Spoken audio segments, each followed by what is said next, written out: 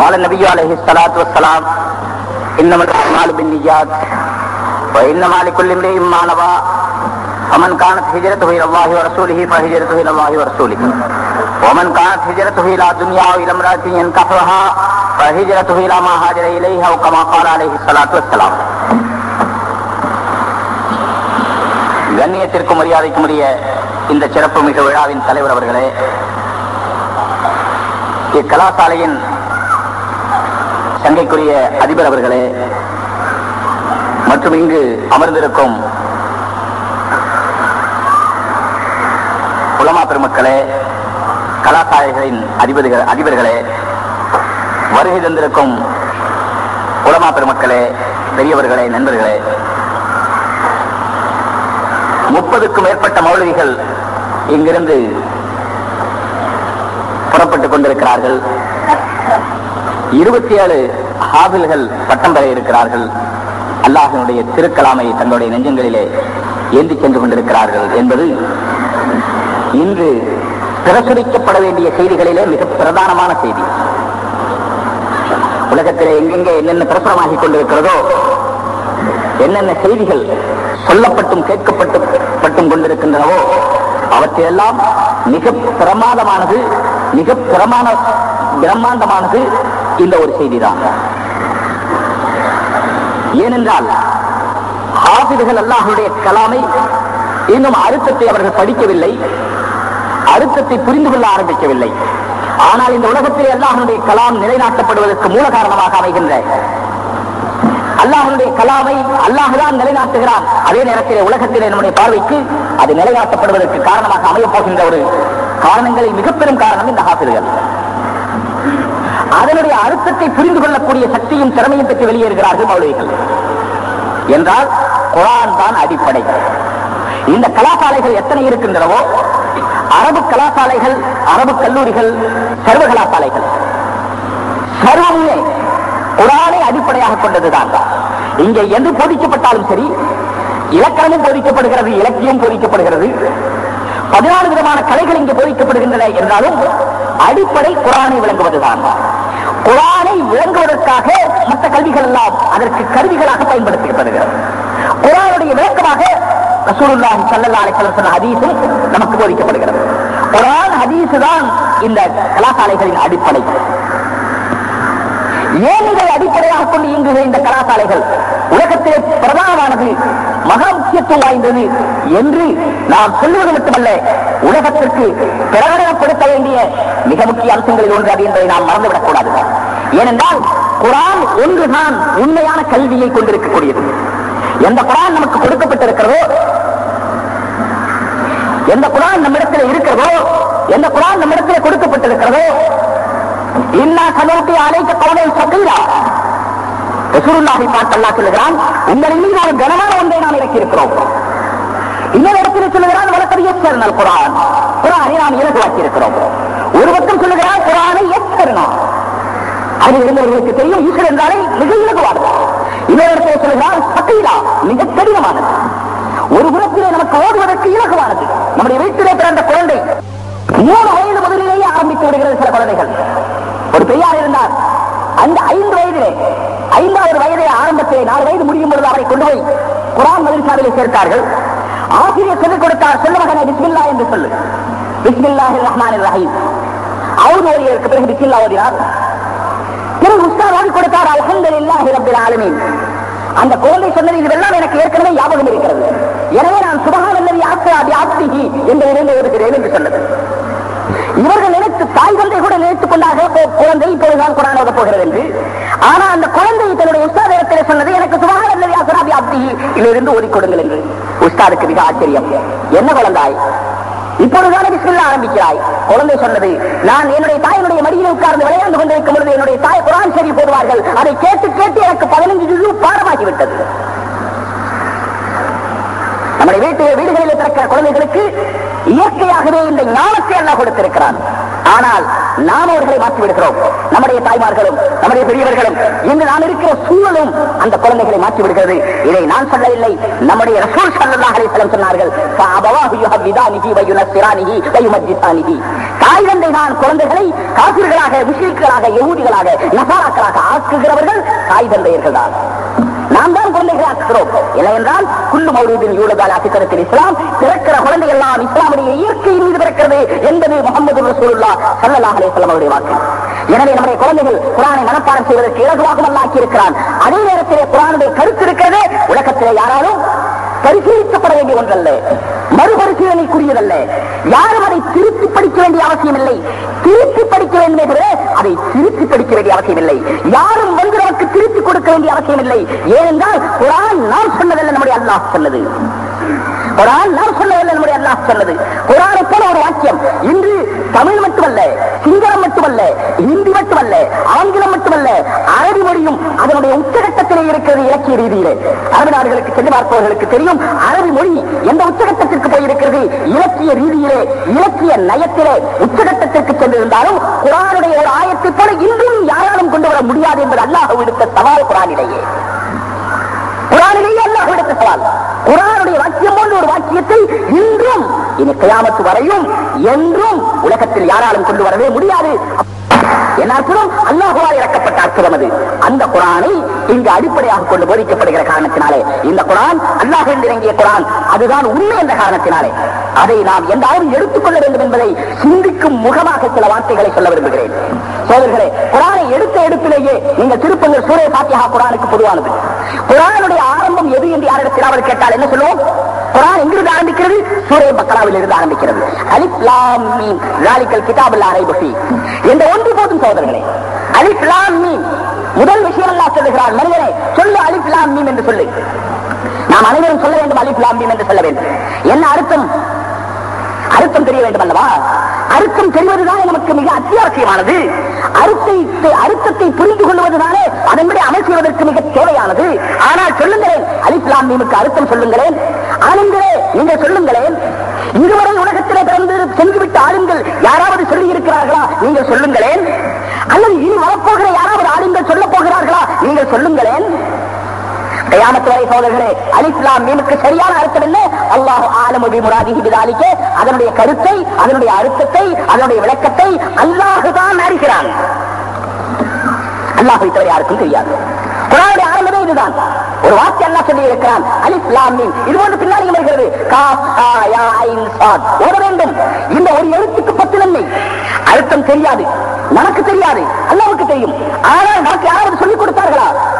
இல்லை, உனக்கு தெரியாது என்று அல்லாஹ் சொல்லுகிறார். சகோதரர்களே, அடிப்படையே இதுதான். அடிப்படையே இதுதான். தீனுடைய அடிப்படையே இதுதான். மார்க்கத்துடைய அடிப்படையே இதுதான். மனிதன் சொல்ல வேண்டும், எனக்கு தெரியாது, என்னை படைத்த அல்லாஹ்வுக்கு தெரியும். எனக்கு புரியாது, என்னை படைத்த அல்லாஹ்வுக்கு புரியும். என்னை படைத்து பராமரிக்கிறவன், என்னை பாதுகாக்கிறவன் என்னுடைய அல்லாஹ். என்னை பற்றியே என்னுடைய அல்லாஹ்வுக்கு தான் தெரியும், எனக்கு தெரியாது. என்னை பற்றியே என்னுடைய அல்லாஹ்வுக்கு தான் தெரியும், எனக்கு தெரியாது. இந்த உலகத்தினுடைய நடப்புகள் என்ன என்பதை அல்லாஹ்வுக்கு தான் தெரியும், எனக்கு தெரியாது. எனக்கு தெரிய வேண்டியதெல்லாம் ஒன்றே ஒன்றுதான். உலகமே நன்றாக காதில் இருந்து கேட்டுக்கொள். உனக்கு தெரிய வேண்டியதெல்லாம் ஒன்றே ஒன்றுதான். நான் அல்லாஹ் சொன்னபடி நடக்க வேண்டும், அவ்வளவுதான். நான் என்ன செய்ய வேண்டும், என்ன செய்து கொண்டிருக்கிறேன், என்னாலே புரிய முடியுமா என்றால் புரிய முடியாது. எனவே நான் சொல்லுகிறோம், இல்ம் என்பதே மார்க்கத்துடைய இல்முக்கு பெயர் தான் இல்மு என்று சொல்வது மட்டுமல்ல. அல்லாஹ் வல்லாஹு யஅலமு வ அன்தும் லா தஅலமூன். குர்ஆனில் அல்லாஹ் சொல்லுகிறான், வல்லாஹு யஅலமு, அல்லாஹ்வுக்கு தான் தெரியும். இது ஒன்றும் நான் புதிதான ஒரு விஷயத்தை நான் கொண்டு வந்து சொல்லவில்லை சகோதரர்களே. குர்ஆனை தினமும் ஓதுகிறோம் அநேகர் நம்மிலே. ஏதோ சில சிலைகளிலே ஓதுகிறோம், பலர் நம்மிலே இருக்கட்டும். ஆனால் குர்ஆன் என்பது நம்முடைய வீட்டிலே இருக்கக்கூடிய ஒன்று. அந்த குர்ஆனிலே 3 இடங்களில் இருக்கிறது, வல்லாஹு யஅலமு வ அன்தும் லா தஅலமூன். அல்லாஹ்வுக்கு தான் தெரியும், உங்களுக்கு தெரியாது. அல்லாஹ்வுக்கு தான் தெரியும், உங்களுக்கு தெரியாது. நான் சொல்லுகிறேன், எனக்கு தெரியும்.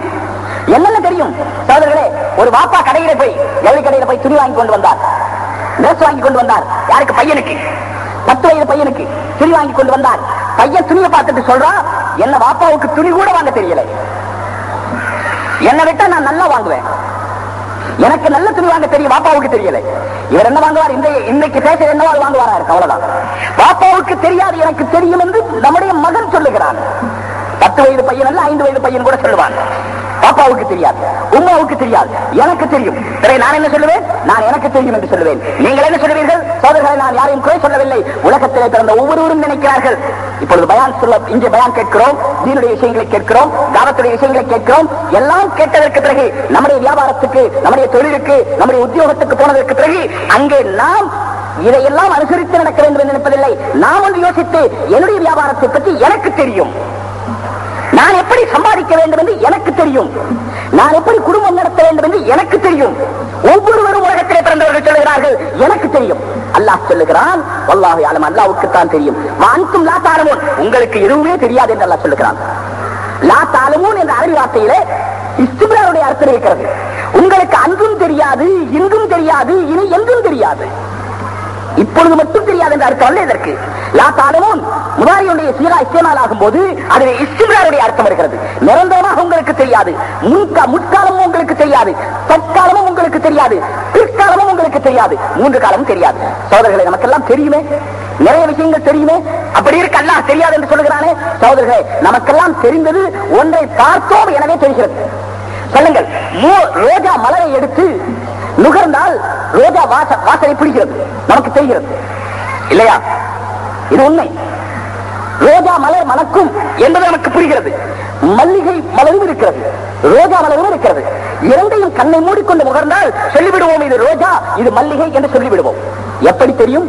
நம்முடைய மூக்கிலே ஒரு சிறு சதை இருக்கிறது. அந்த சதை துண்டு அந்த வாசனையை நுகர்ந்து கொள்கிறது, வாசனையை புரிந்து கொள்கிறது. இது நமக்கு தெரியும். ரோஜா வாசனை நமக்கு தெரியும், மல்லிகை வாசனை நமக்கு தெரியும். எப்படி தெரியும்? அந்த மூக்கிலே இருக்கிற காம்பு அதை புரிந்து கொள்கிறது. நான் கேட்கிறேன், அல்லாஹ்வின் சார்பாக கேட்கிறேன், உங்களை அல்ல, உலகத்தை நோக்கி கேட்கிறேன். மூக்கில் இருக்கிற காம்பு ரோஜா மனத்தை புரிந்து கொள்ளுகிறதே, எப்படி புரிந்து கொள்ளுகிறது என்று சொல்லுங்கள். யாராவது சொல்லட்டும்.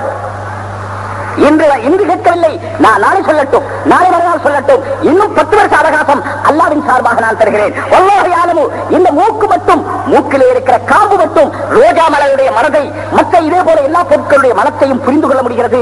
அதே நேரத்திலே சொல்லுங்கள், ரோஜா மலரை எடுத்து இந்த காதிலே வையுங்கள், மல்லிகை மலரை எடுத்து இந்த காதிலே வையுங்கள், புரியுமா? அதற்கு காதிலே இருக்கிற ஜவ்வுக்கு ஓசையை புரிய தெரியுமே தவிர, நான் பேசுகிறேன் சப்தத்தை கேட்க முடியும், அந்த சப்தத்தை புரிய முடியும், அதை விளங்க முடியும். அது காதுக்கு இருக்கிறது, அது மூக்கிலே இல்லை. கேட்கிற சக்தி மூக்கிலே இல்லை, மூக்கிலே இருக்கிற நுகர்கிற சக்தி காதிலே இல்லை, கண்ணிலே இருக்கிற பார்க்கிற சக்தி நாக்கிலே இல்லை, நாக்கிலே இருக்கிற சுவைக்கிற சக்தி மூக்கிலே இல்லை. ஏன் தெரியுமா? உலகமே, உலகத்திலே பிறந்திருக்கிற அறிஞர்களே, பேரறிஞர்களே, மேதாவிகளே, மேதா விலாசம் கொண்டவர்களே, உங்களை நோக்கி கேட்கிறேன், மூக்கு எப்படி நுகர்கிறது என்று தெரியுமா? காது ஏன் கேட்கிறது என்று தெரியுமா? அல்லாஹ் சொல்லுகிறான், கேளுங்க. குர்ஆனிலே குர்ஆனை விளையாட்டாக நினைத்துக் கொண்டார்கள். உலக மக்கள் குர்ஆனை வேடிக்கையாக நினைத்துக் கொண்டார்கள். உலக மக்கள் குர்ஆனை ஏதோ ஒரு பரக்கத்துக்குரிய பொருளாக நினைத்துக் கொண்டார்கள். ஜஅலலக்கும் ஸலா வல் அப்சார வல் அஃஈதா லஅல்லகும் தஷ்குரூன். அல்லாஹ் அக்ரஜக்கும் மின் புத்தூனி உம்மஹாத்திக்கும் லா தஅலமூன ஷைஆ. அல்லாஹ் தஆலா உங்களுடைய தாய்மாருடைய வயிற்றிலிருந்து வெளியேற்றினான். அல்லாஹ் வெளியேற்றினான். இன்னைக்கு சொல்லுகிறார்கள், நாங்கள் நினைக்கிற நேரத்திலே குழந்தை பிறக்க வைத்துக் கொள்வோம், அதற்கென்று சில ஊசி பாவித்து, இன்ஜெக்ஷன் பாவித்து நாங்கள் குழந்தை பிறக்க வைத்துக் கொள்வோம். அப்படியும் நடக்கிறது. ஆனால் அல்லாஹ் ஒரு தீர்மானம் எடுத்துவிட்டால் எந்த வைத்தியராலும், எந்த மருத்துவராலும் இயலாது. சமீபத்திலே ஜிம்பாவே சென்று கொண்டிருந்த ஒரு விமானத்திலே 1 மாதம் கழித்து இந்த பெண்ணுக்கு குழந்தை பிறக்கும் என்று சொல்லி இருந்தார்கள். அந்த குழந்தைக்கு ஜிம்பாவே சென்று கொண்டிருக்கும் பொழுது விமானத்திலேயே குழந்தை பிறந்து விட்டது. அழகான பெண் குழந்தை, அழகான ஆண் குழந்தை. டாக்டர்கள் சொல்லி இருந்தார்கள், மருத்துவர்கள் சொல்லி இருந்தார்கள், 1 மாதம் கழித்து பிறக்கும் என்று. விமானத்திலே பிரசவ வேதனை வரும் என்று தெரிந்தால் அந்த பெண் விமானத்திலே ஏறுவாரா?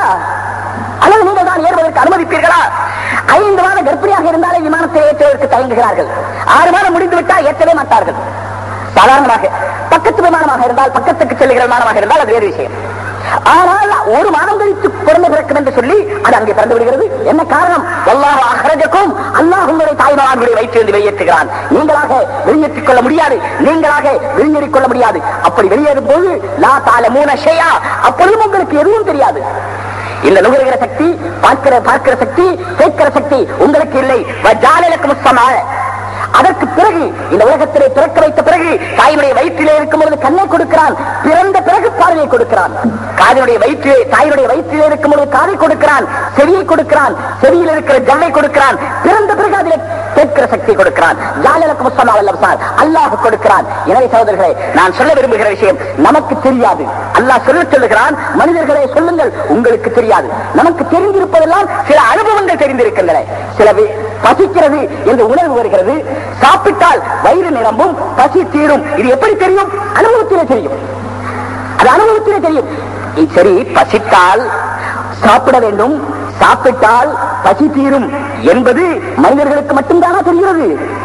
நம்முடைய தெருவிலே உழவுகிற ஆடுகளுக்கு தெரியாதா? ஆடு பசிக்கிற காரணத்தினாலே தின்று கொண்டே இருக்கிறது. அதற்கும் தெரியும். அதுதான் நமக்கும் தெரியும். கோழிக்கு தெரியாதா? பசித்தால் சாப்பிட வேண்டும் என்று தெரியாதா? அது பறக்கிற பரப்பை பாருங்களேன். இரவு பகலாக அது தேடிக்கொண்டே இருக்கிற உணவை நமக்குத்தானே தெரியும்.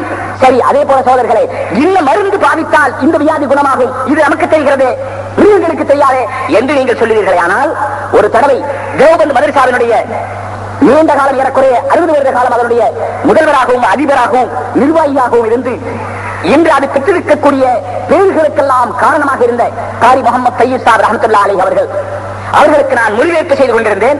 அப்பொழுது அந்த பயானில் அவர்கள் சொன்னார்கள், மிருகங்களுக்கு அல்லாஹ் எவ்வளவு அறிவை தந்திருக்கிறார் என்று சொல்லும் பொழுது சொன்னார்கள், நாங்கள் ஒரு இடத்திற்கு சென்றிருந்த ஒரு ஊருக்கு, உத்தரப்பிரதேசத்தில் உள்ள ஒரு ஊருக்கு, அப்பொழுது அந்த ஊருக்கு எங்கிருந்தோ குரங்குகள் வந்துவிட்டன. குரங்குகள் வந்து மிகப்பெரிய அட்டூழியம் செய்ய ஆரம்பித்து விட்டது. எக்கச்சக்கமாக குரங்குகள் ஆகிவிட்டால் என்ன செய்ய முடியும்? ஏதோ ஒன்று இரண்டு குரங்காக இருந்தால் ஏதாவது செய்ய முடியும். குரங்கிலே சோதர்களே, சாதாரணமாக வீடுகளிலே எறும்பு அளவுக்கு மீறி வந்து விட்டால் என்ன செய்ய முடியும்? கொசு அளவுக்கு மீறி வந்து விட்டால் என்ன செய்ய முடியும்? ஒரு அளவோடு இருந்தால் அதை கட்டுப்படுத்தலாம். அளவுக்கு மீறி விட்டால் என்ன செய்ய முடியும்? மனிதன் தான் ஓட வேண்டும். நான் சாதாரணமாக சொல்லுவது, கொசுவே கொஞ்சம் கூடுதலாகிவிட்டால் மனிதன் கொசுவுக்கு பயந்து விடுகிறான். இந்த காலத்தில் ஏதோ சொல்லலாம், அதற்கு சில மருந்துகள் இருக்கிறது என்று. இல்லை என்று சொன்னால் சரியான பாதுகாப்பு கொசுவலை. மற்ற மிருகங்களை எல்லாம் பிடித்து, சிங்கம், புலி, கரடி எல்லாம் பிடித்து வலைக்குள்ளே போட்டு விடுகிற மனிதன், கொசு வரும்போது கொசுவை பிடித்து வலையில போடுவதில்லை, இவன் போய் வலையில படுத்துக் கொள்கிறான். எல்லா மிருகத்தையும் பிடித்து வலையிலே போட்டு வெளியே இருந்து வேடிக்கை பார்த்துக் கொண்டிருக்கிறான். இவன் போய் உள்ளே படுத்துக் கொண்டு கொசுவை வெளியே விட்டு வேடிக்கை பார்த்துக் கொண்டிருக்கிறான். என்ன அதிசயம் பாருங்கள். ஆகப்பெரிய மிருகங்களை எல்லாம் அடக்குகிற நீ கொசுவுக்கு அடங்கி போவது எப்படி? அத்தனை மிருகங்களையும் அடக்கிய நீ கொசுவுக்கு அடங்கி போனது எப்படி? இதெல்லாம் விட அதிசயம். ஒரு வலைக்குள்ளே சிங்கம் இருந்தால் அது சிங்க வலை, ஒரு வலைக்குள்ளே கரடி இருந்தால் அது கரடி வலை, ஒரு வலைக்குள்ளே மனிதன் இருந்தால் அது கொசு வலை. இவன் பயந்து போய் பேர் வைத்தது. வைக்க வேண்டிய பெயர் வேற நோய் இருக்க, கொசுவுக்கு பயந்த வலை, கொசு வலை. கொசுவுக்கு பயந்து இவன் கட்டிக்கொண்ட வலை கொசு வலை. என்ன அதிசயம் பாருங்க. பெரிய பெரிய மிருகங்களுக்கெல்லாம் மூக்கணாங்கயிறு போட்டு எடுத்துக் கொண்டு போகிறான். யானையை பாருங்களேன், எவ்வளவு பெரியது. யானையை பார்த்தவர்களும் திரும்ப பார்க்கிறார்கள். ஏனென்றால் பார்த்து கண் நிரம்புவதில்லை. எத்தனை தடவை பார்த்தாலும் ஒரு சைடு தான் தெரியுது. பின்னால சைடு பார்த்தா அடுத்த சைடு தெரியல, அடுத்த சைடு பார்த்தா இது தெரியல, முன்னால பார்த்தா பின்னால தெரியல, மாலை பார்த்தா கால் தெரியல, காலை பார்த்தா தும்பிக்க தெரியல. ஆகையினாலே என்றைக்காவது முழுவதும் தெரியுமோ என்ற நம்பிக்கையிலே அதை பார்த்துக் கொண்டிருக்கிறோம். ஆனால் முழுவதும் ஒரே நேரத்தில் பார்க்க முடியாது. அப்படிப்பட்ட ஒரு பிராணி. இந்த பிராணிக்கு ஒரு அங்கு சட்டை கையிலே வைத்துக் கொள்கிறார். தமிழ்நாட்டில் நீலகிரி என்று ஊர் இருக்கிறது. அங்கே ஊட்டிக்கு பக்கத்திலே யானையின் மீது எலிபென்ட் ரைடு என்று சொல்லி அதன் மீது உட்கார வைத்து இங்கேயும் இருக்கும். யானையின் மீது அழைத்துக் கொண்டு போகிறார்கள் காட்டுக்குள்ள மிருகங்களை பார்ப்பதற்காக. அப்படி போகும்போது அங்கே சொல்லுவது, அந்த யானை ஓட்டுகிற பாகன் இருக்கிறானே, அவன் தொதவன் என்ற இனத்தைச் சேர்ந்தவன். தொதவன் ஆக அவன் பேசுகிற மொழியும் மோசம், அவனுடைய உடையும் கிழிந்திருக்கிறது, பார்ப்பதற்கு பங்கரையாக இருக்கிறான். அப்படிப்பட்ட தொதவன் யானையை ஓட்டிக் கொண்டு போகிறான். அப்ப நான் அந்த யானையில் உட்கார்ந்திருந்தேன். அவன்கிட்ட கேட்ட, இந்த யானை எப்படி ஓட்டுற, எப்படி பழகிற? அவன் ஏதோ சொல்லிக் கொண்டே வந்தான். கடைசியில சொன்னா, அந்த ரெண்டு காலு, அதனுடைய ரெண்டு காதுக்கு கீழே ரெண்டு கால் வச்சிருக்கான். அதோட ரெண்டு காதுக்கு கீழே, காது பெருசா இருக்கு, அந்த ரெண்டு காதுக்கு கீழே ரெண்டு கால் வச்சிருக்கான். அவன் சொன்னா, அவனோட பாஷையில சொன்னான், நான் நமக்கு புரியுற பாஷையில சொல்றேன், இந்த வலது கால் எக்ஸேட்டரா, இடது கால் பிரேக்கா யானைக்கு.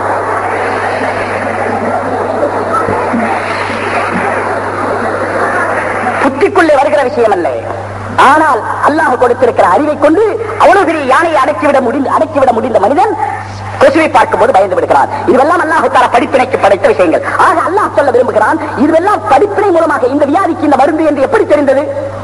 ஹக்கீம் ஜாலினூஸ் அவர்கள் சொல்லுகிறார்கள், எனக்கு இதயத்திலே கல்லீரலிலே ஒரு வேதனை ஏற்பட்டது. ஹக்கீம் ஜாலினூஸ் உலக பிரசித்தி பெற்ற வைத்தியர்களிலே ஒருவர். வைத்தியத்தின் தந்தை வைத்தியத்தின் தந்தை, மருத்துவ உலகின் தந்தை என்று போற்றப்படக்கூடிய ஹக்கீம் ஜாலினூர் சொல்லுகிறார், எனக்கு கல்லீரலிலே ஒரு வலி ஏற்பட்டது. புதிய புதிய பல மருந்துகள் கண்டுபிடித்தவர்கள் அவர்கள். இந்த காலத்திலே வெறும் மருந்து, சொல்லப்பட்டிருக்கிற மருந்தை எழுதி கொடுக்கிற வைத்தியர்கள் தான் அதிகம். மருந்தை அவர்கள் கண்டுபிடிப்பதில்லை. அவர்கள் படித்து வைத்திருப்பார்கள் என்று சொல்லுவார்கள். அவர்கள் கண்டுபிடித்தவர்கள். அவர் சொல்லுகிறார், ஒரு தடவை எனக்கு கல்லீரலிலே வலி ஏற்பட்டது. நான் எனக்கு தெரிந்த வைத்தியம் எல்லாம் செய்து பார்த்தேன். எனக்கு தெரிந்த வைத்தியம் எல்லாம் செய்து பார்த்தேன். அது சரியாகவில்லை.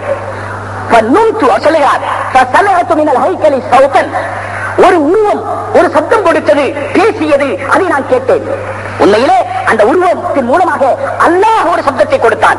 என்ன சொன்னான்? அந்த உருவத்தின் மூலமாக அல்லாஹ் சொல்லுகிறான். அந்த உருவம் சொல்லுகிறது, உங்களுடைய ஹின்சருக்கும் பின்சருக்கும், சுண்டு விரலுக்கும் அதற்கு அடுத்த விரலுக்கும் இடையிலே இருக்கிற ஒரு நரம்பில் இருந்து கொஞ்சம் ரத்தத்தை எடுத்து விடுங்கள். அங்கே ரத்தம் தேங்கி இருக்கிறது, கெட்ட ரத்தம் தேங்கி இருக்கிறது. அந்த ரத்தத்தை எடுத்து விடுங்கள், உங்களுடைய கல்லீரல் வலி குணமாகிவிடும். அதற்கு பிறகு நான் அதை செய்தேன், என்னுடைய வலி குணமாகிவிட்டது. இங்கிருந்து புரிந்து கொள்ள வேண்டும், உலகத்திலே வைத்தியத்துறையிலே என்னென்ன இருக்கிறதோ இதனுடைய அடிப்படை அல்லாஹ்விலிருந்து இறங்கியது, மனிதர்களாக கண்டுபிடித்ததல்ல. பிறகு அதிலிருந்து அவர்கள் படிப்படியாக வளர்த்துக் கொண்டார்கள் என்பது வேறு விஷயம். உலகத்திலே எந்த விஷயமே அல்லாஹ்வால் அறிவிக்கப்பட்டதை தவிர மனிதர்களால் ஆரம்பத்தில் புரிந்து கொள்ளப்படவில்லை. மனிதர்கள் புரிந்து கொண்டிருப்பதெல்லாம், இன்று நாம் செய்வதெல்லாம் நம்முடைய அனுபவத்தை வைத்து செய்து கொண்டிருக்கிறோம். ஒன்று செய்தோம், அது இரண்டானது. உதாரணமாக சகோதரர்களே, டெலஸ்கோப்பிலே பார்க்கிறோம். டெலஸ்கோப்பிலே பார்க்கும்போது சாதாரண சிறிய டெலஸ்கோப், குதிரை பந்தயத்திலே பார்க்கிறார்கள், கார் பந்தயத்திலே பார்க்கிறார்கள், ஓட்ட பந்தயத்திலே பார்க்கிறார்கள். டெலஸ்கோப் வச்சு பார்த்தா தூரத்தில் இருக்கிற பொருள் பக்கத்தில் இருக்கிற மாதிரி தெரியுது. இது எப்படி கண்டுபிடித்தார்கள்? சமீபத்தில் ஒரு புத்தகத்தில் படித்தேன். ஜெர்மனியிலே ஒருவர் ஒரு 100 வருஷம், சமீப காலம், 1900க்கு பிறகு நடந்தது. ஒரு கண்ணுக்கு போடுகிற கண்ணாடி கடை வைத்திருந்தார். கண்ணுக்கு போடுகிற கண்ணாடி கடை. காலையில கடை திறந்த உடனே கடையில வேலை செய்கிற பையன் ஒரு கண்ணாடியை எடுத்து துடைத்தான். ஒரு கண்ணாடி எடுத்து, எல்லா கண்ணாடி தொடச்சு வைக்கணும், அது போல தொடச்சு வைக்கிறதுக்காக ஒரு கண்ணாடியை துடைத்தான். அது ஒரு பவர் உள்ள கிளாஸ். என்ன பவர் இருந்துச்சு தெரியாது, ஏதோ 2 3 ஏதோ பவர் இருந்துச்சு. அதை தொடச்சான். அதை தொடச்சு கையில வைத்துக் கொண்டு இன்னொரு கண்ணாடியை எடுத்தான், அதையும் தொடச்சான். துடைத்துக் கொண்டிருக்கும் பொழுதே உண்மையாக நடந்த விஷயம் இது. வரலாறு, கட்டுக்கதை இல்லை, இதுதான் இதனுடைய வரலாறு. துடைத்துக் கொண்டிருக்கும் பொழுதே அவனுக்கு ஏதோ யோசனையில பட்டது, இந்த கண்ணாடியும் ஒரு கண்ணாடி துடைத்தால் இன்னொரு கண்ணாடியை துடைத்து அதன் மேலே வைத்து 2 வழியாக பார்த்தான். ஒரு கண்ணாடி வழியா பார்க்கிறது, இன்னொரு கண்ணாடி வச்சு பார்த்தான். பார்த்தால் என்ன தெரிந்தது? தூரத்திலே இருந்த அந்த சர்ச்சினுடைய மினாரா பக்கத்தில் இருக்கிற மாதிரி தெரிந்தது. தூரத்திலே ஒரு சர்ச் இருந்தது, அந்த சர்ச்சுடைய மினாரா கோபுரம். அந்த கோபுரம் தூரத்திலே இருக்கிற கோபுரம். இந்த 2 கண்ணாடிக்கு ஊடே பார்க்கும்போது கோபுரம் பக்கத்தில் இருந்த மாதிரி தெரிந்தது. உடனே அவன் உள்ளே போய் தன்னுடைய முதலாளி இடத்திலே சொன்னார், இது வந்து பாருங்க கொஞ்சம் இந்த கண்ணாடியில பார்த்தால் அந்த தூரத்தில் இருக்கிற கோபுரம் பக்கத்தில் இருக்கிற மாதிரி தெரியுது. முதலாளி சொன்னா, போட கிறுக்கனா இருக்கிற, போய் தொடச்சி வச்சு வேலை பாருன்னா. முதலாளி சொன்னா, இவன் சொன்னா, இல்ல இல்ல நீங்க வந்து கொஞ்சம் பாருங்கன்னு சொன்னா, அட போட வேலை பாடுறான்னு சொன்னா. இப்படியே திரும்ப திரும்ப சொல்லி கடைசி இந்த பையன் அவரை முதலாளியை கொண்டு வந்து அவன் பார்த்தா 2 வச்சு பார்த்தா தூரத்தில் இருக்கிற அந்த கோபுரம் பக்கத்தில் இருக்கிற மாதிரி தெரியுது. இவருக்கு அதிசயம் தாங்க முடியல. உடனே இது சம்பந்தமாக ஒரு ரிசர்ச் செய்யக்கூடிய ஒரு நபரிடத்தை கொண்டு போய் கொடுத்தார். அதை வைத்துத்தான் டெலஸ்கோப் கண்டுபிடிக்கப்பட்டது. ஏன் தெரிகிறது இன்றுவரை சொல்ல முடியாது. இதையும் அதையும் சேர்த்தால் தெரியும். இது யதார்த்தமாக எதிர்பாராத விதமாக தெரிந்ததை தவிர இவர்களாக யோசித்து கண்டுபிடித்ததல்ல. நான் சவால் விட்டு சொல்லுகிறேன், உலகத்தில் இருக்கிற அத்தனையும், இதில் இருக்கக்கூடிய எக்ஸ்ரே இருக்கிறது, இது கூட ரான்ஜென் என்ற அவரும் ஜெர்மனிக்காரர் தான். ஏதோ ஒரு ஆராய்ச்சி செய்யும் பொழுது அல்லாஹ்வுக்கு தான் தெரியும். எந்த பொருளானாலும் சரி, அந்த பொருளுடைய அந்தரங்கம் அல்லாஹ்வுக்கு தெரியும்.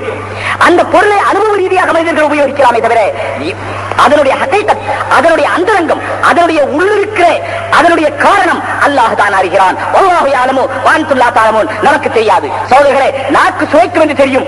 நான் முதலிலே சொன்னேன், கண் பார்க்கும் என்று தெரியும். கண் ஏன் பார்க்கிறது சொல்ல சொல்லுங்களேன். சரி போகட்டும் சகோதரர்களே, நாக்கு சுவைக்கிறது அல்லவா? 1,00,000 முட்டுக்கள் அதில் இருக்கின்றன சொல்கிறார்கள். நாக்கிலே 1,00,000 முட்டுக்கள் இருக்கின்றன. அந்த முட்டுக்கள் தான் சுவைகளை அறிகின்றன. ஏன் அந்த முட்டு சுவை அறிகிறது, ஏன் அறிகிறது சொல்ல தெரியாது. சரி போகட்டும், நம்முடைய நாக்கு பேசுகிறது. நாக்கை அறுத்து விட்டால் பேச முடியாது. அதனால யாராவது ரொம்ப பேசினா நாக்கு அறுத்துருவேன்னு சொல்றதும் உண்டு. இன்னொன்னு இருக்கு, ஒரு தடவை பல்லு கேட்டுச்சா, ஒரு கற்பனை. பல்லு இருக்கிறது நம்முடைய பல், அந்த பல் நாக்கிடத்திலே கேட்டதாம். பல்லு கேட்டுச்சு நாக்கிடத்துல, நாக்கு கேட்டது பல்லு இடத்துல.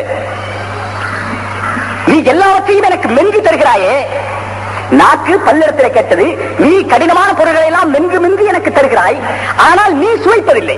பல்லுக்கு சொல்ல தெரியாது, நாக்கு தான் தெரியும்.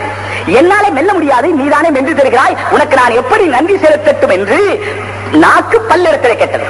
அப்ப நாக்கு சொல்லுச்சா, பல்லு சொல்லுச்சா, நீ எனக்கு நன்றி செலுத்த வேண்டாம், நீ எனக்கு உபகாரம் செய்ய வேண்டாம், நீ என்னை கஷ்டப்படுத்தாமல் இருந்தா போதும். பல்லு சொல்லுச்சு. நாக்கு சொல்லுச்சு, நான் உன்னை எப்ப கஷ்டப்படுத்துறேன்? நான் உனக்கு ஒண்ணு தொந்தரவு செய்தது இல்லையே, உன்னை கஷ்டப்படுத்தியது இல்லையே, நீ ஏன் இப்படி சொல்லுகிறாய்? அப்ப நான் பல்லு சொல்லுச்சா, நீ யாரையாவது திட்டு ஏசற, நீ யாரையாவது ஏசற உடனே ரொம்ப ஏசிட்டா, அந்த ஏசப்பட்டவனுக்கு கோவம் வந்தா என்ன சொல்றான்? பல்ல உடைப்பேன். ஏசியதென்னவோ நாக்கு, அவன் சொல்றான் பல்ல உடைப்பேன். நீ எனக்கு நன்றி செலுத்த வேண்டாம், உபகாரம் செய்ய வேண்டாம், யாரை ஏசாம இருந்தா போதும், என்ன அவன் உடைக்காம இருப்பான், அவ்வளவு செய்யும்.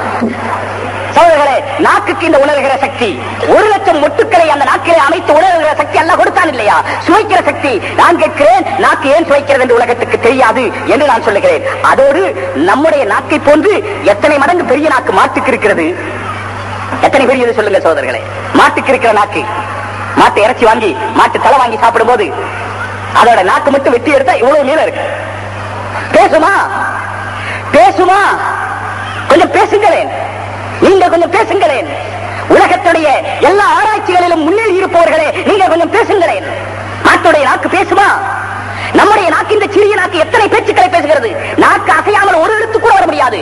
அலிஃப் வர முடியுமா? பா வர முடியுமா? பா வர முடியுமா? தமிழ் வர முடியுமா? சிங்களம் வர முடியுமா?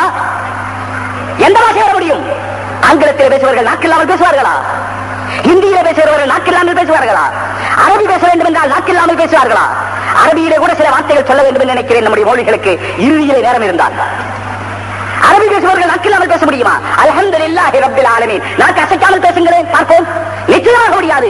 ஏன் நாக்கு மட்டும் பேசுகிறது? கியாமத்துடைய நாள் வந்து வருகிற சகோதரர்களே, அல்யௌம நக்திமு அலா அஃப்வாஹிஹிம் வ துகல்லிமுனா ஐதீஹிம் வ அர்ஜுலுஹும் பிமா கானூ யஅமலூன். கியாமத்துடைய நாளையே அல்லாஹ் சொல்லுகிறான், அல்யௌம நக்திமு, நாம் இன்று அவருடைய வாய்க்கு சீல் வைத்து விடுவோம். வ துகல்லிமுனா ஐதீஹிம், கைகள் பேசும். கியாமத்துடைய நாளையிலே கைகள் பேசும். வ அர்ஜுலுஹும், அவருடைய கால்கள் பேசும். கியாமத் ஒரு நாள் வருகிறது. மனிதர்களை மறந்து விடாதீர்கள், ஒரு நாள் வருகிறது கியாமத் நாள். 50,000 வசனம், 50,000 வருஷம் சகோதரர்களே, 50,000 வருஷம். இந்த உலகத்தில் ஒரு 65 வயது ஒரு மனிதன் வாழ்கிறான் என்று சொன்னால், கியாமத்துடைய வருஷத்தை கணக்கு போட்டால் 1.25 நிமிஷம் தான். 1.25 கியாமத்துடைய நாளிலே 1.25 நிமிஷம் தான். நாம் இந்த உலகத்திலே 65 வருஷம் வாழ்ந்தால் அதை கணக்கு போட்டு பார்த்தால் கியாமத்துடைய நாளிலே 1.25 நிமிஷம் தான் இந்த உலகத்திலே வாழ்கிறோம். அந்த நாளிலே மனிதன் பொய் பேச ஆரம்பிக்கும் பொழுது அல்யௌம நக்திமு அலா அஃப்வாஹிஹிம், அவருடைய வாய்களுக்கு முத்திரை வைத்துவிட்டு வ துகல்லிமுனா ஐதீஹிம் வ அர்ஜுலுஹும், அவனுடைய கை சொல்லும் நான் திருடுகிறேன், நான் அடித்தேன், கை சொல்லும். இப்ப இவன் கேட்பானா கையிட்டு, நான் உங்களுடைய உபயோகத்துக்காகத்தானே பொய் சொன்னேன், நீ ஏன் எனக்கு மாறாக சாட்சி சொன்னாய், நீ ஏன் பேசினாய்? கையும் காலும் சொல்லுமாம். கையும் காலும் என்பதற்கு கை கால் மட்டுமல்ல, கியாமத்துடைய நாளையே காதும் பேசும், கியாமத்துடைய நாளையே கண்ணும் பேசும். ஹராமானதை பார்த்திருந்தால் அல்லாஹ் கண்ணையும் கொடுத்திருக்கிறான், உலகத்திலே கண்ணிகளும் இருக்கிறார்கள், எனவே நான் பார்க்கிறேன் என்று யாராவது பார்ப்பார்களே, ஆனால் கியாமத்துடைய நாளையிலே கண் சொல்லும், கையும் காலும் குர்ஆனில் அல்லாஹ் சொல்லி இருக்கிறான். அது போதும் என்பதற்காக, வேண்டிக் கொள்வதற்காக. இல்லை என்றால் மனிதனுடைய அத்தனை உறுப்பும், மனிதனுடைய மர்மஸ்தானம் பேசும்.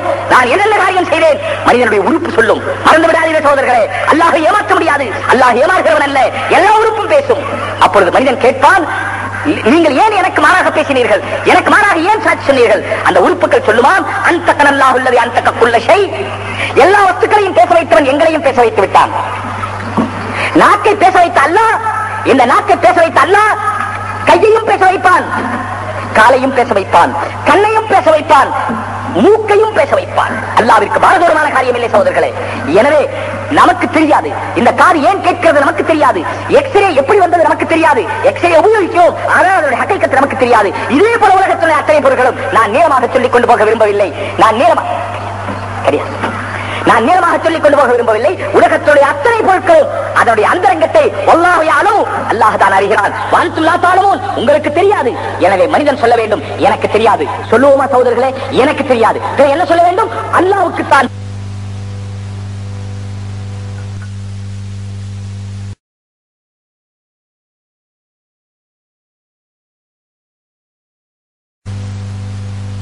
ஒன்றுமில்லை சகோதரர்களே.